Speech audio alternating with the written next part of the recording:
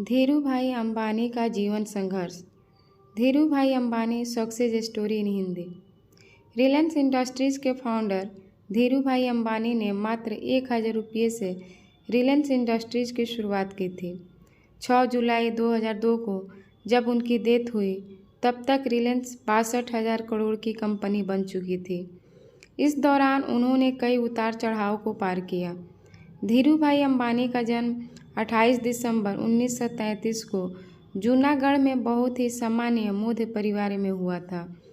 उनके पिता हीराचंद्र गोवर्धन दास अंबानी एक स्कूल में शिक्षक थे।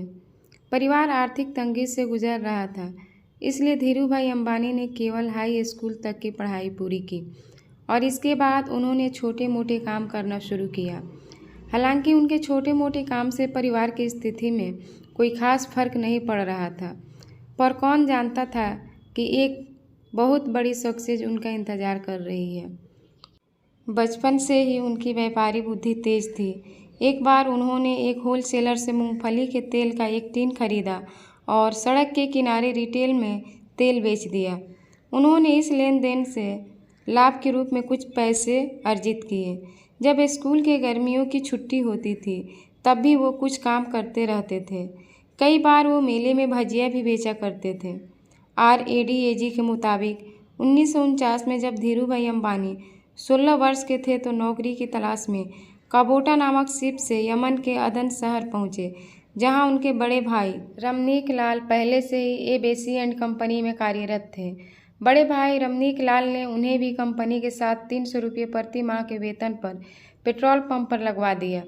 2 साल बाद ABC एंड कंपनी जब सेल नामक कंपनी के प्रोडक्ट की वितरक बनी तो धीरूभाई अंबानी को अदन बंदरगाह पर कंपनी के फिलिंग स्टेशन में मैनेजर बना दिया गया। उन्हें कुछ बड़ा करना था और यही सपना लेकर वो भारत वापस आ गए। लगभग 1 साल बाद वो अपने सपने को पूरा करने के लिए जेब में केवल 500 रुपये और बहुत बड़ा हौसला लेकर मुंबई आ गए। काफ़ी सारे संघर्ष और पूंजी की कमी ने भी धीरूभाई अंबानी के इरादों को पिघलने नहीं दिया और एक छोटे से कमरे, एक मेज, 3 कुर्सी, टेलीफोन और सिर्फ 2 सहयोगी के साथ रिलायंस कॉमर्स कॉरपोरेशन की रूपरेखा बना ली। उस समय भारत में सबसे ज़्यादा मांग पॉलिस्टर की थी और विदेश में भारत के मसालों की थी। उनकी कंपनी भारत से मसाला भेजती थी और वहां से पॉलिस्टर के धागे मंगाती थी। नई सोच और विश्वास के साथ वो इस काम को आगे बढ़ाते गए। 1966 में कपड़े बनाने के कारोबार में कदम रखा और अहमदाबाद नैरोडा में कपड़ा मिल की शुरुआत की, जो कि उनके बड़े भाई रमनीक लाल अंबानी के बेटे विमल अंबानी के नाम पर रखा गया था। 1992 में ग्लोबल मार्केट से फंड जुटाने वाली रिलायंस देश की पहली कंपनी बनी। 2000 के आसपास रिलायंस पेट्रोकेमिकल और टेलीकॉम के सेक्टर में आई और धीरूभाई अंबानी देश के सबसे रईस व्यक्ति बनकर उभरे। और 6 जुलाई 2002 को धीरूभाई अंबानी अपनी यादें छोड़ गए। वो आज हमारे बीच नहीं हैं, पर आज भी लोग कहते हैं कि यदि बिजनेस करना है तो धीरूभाई अंबानी से सीखें। कहानी अच्छी लगी हो तो प्लीज़ इसे लाइक और शेयर करें, चैनल को सब्सक्राइब करें।